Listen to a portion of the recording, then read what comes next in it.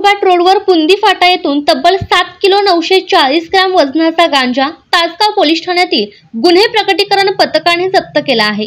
गांजा दुचाकीसह एकूण 2,73,500 रुपयांचा मुद्देमाल पोलिसांनी जप्त केला।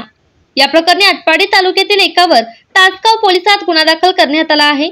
या प्रकरणी सुहास दिलीप कुबीकर, पोलीस नाईक, तासगाव पोलीस ठाणे यांनी प्रशांत सुनील बुधावले राहणार दिघंची यांच्या विरोधी फिर्याद दिली आहे।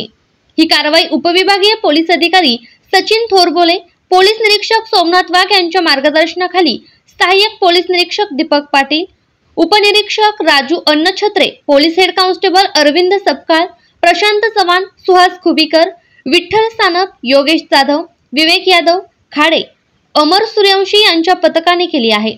याबाबत अधिक माहिती अशी की डीबी पथकातील खुबीकर व चव्हाण यांना गोपनीय खबरांद्वारे प्रशांत बुधावले हा गांजा विक्री करण्याकरिता येणार आहे अशी माहिती मिळाली। डीबी पथकाची अभिनंदनीय कारवाई तासगाव पोलीस ठाण्यातील डीबी पथकाकडून नोंद असलेल्या विविध गुन्ह्यांचा छडा लावला जात आहे। असे असतानाच मिळालेल्या गोपनीय बातमीवरून 7 किलो 940 ग्रॅम गांजा जप्त करण्याची या पथकाने केलेली कारवाई ही अभिनंदनीय अशीच आहे।